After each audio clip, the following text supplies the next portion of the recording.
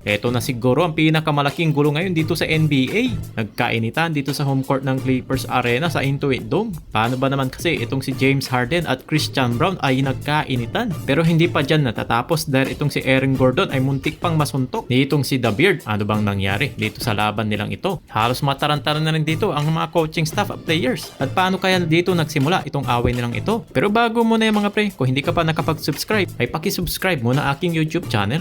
Bago kasi nagumpisa muna dito ang gulo na to, ay naging mainit kaagad ang bakbakan ng Los Angeles Clippers kontra na nga dito sa Denver Nuggets. Nagkaroon pa dito ng monster deep dunk itong si Kawhi Leonard.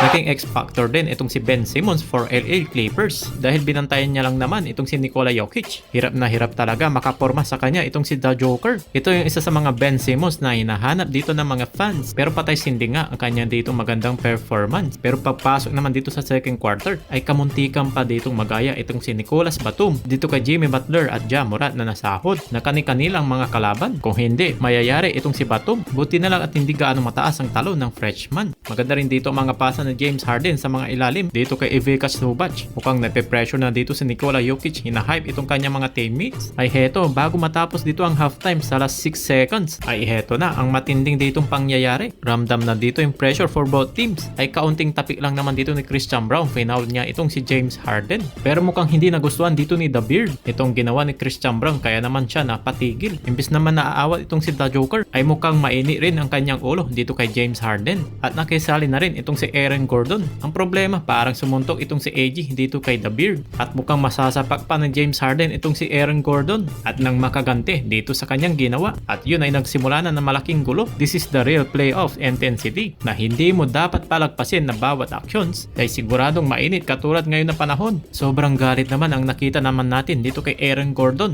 Parang si Stewart ng the Detroit Pistons ay gustong ditong katayin dito si The Beard at ayaw niya ditong magpaawat. At buti na lang andyan si Ivica Zubac. Kung hindi, yari itong si James Harden. Then after naman dyan ay hindi pa tumitigil itong si Christian Brown. Ay tinulak pa dito si James Harden. Kahit ang NBA fans ay nagulat talaga dito sa nangyari. Marami nang umaawat dito sa gulo na to. Natataranta na rin dito ang mga players, officials at pati na rin dito ang mga coaching staff. 5 tao ang kinakailangan para maawat dito si Aaron Gordon. At 6 naman dito na players ang nagkaroon dito ng technical foul na sila James Harden, Aaron Gordon, Christian Brown, Norman Powell, Nikola Jokic at pati na nga rin itong si Chris Dunn. At pasalamat na lang sila na walang napang-abot na suntukan at panigurado ejection ang mangyayari. Then after naman dyan, panalo pala dito ang Denver Nuggets dahil na nga dito sa ginawang clutch dunk ng Aaron Gordon for the win sa final score ng 101-99. Panoorin nyo to mga pre.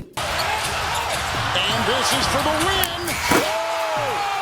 Gordon beat the buzzer.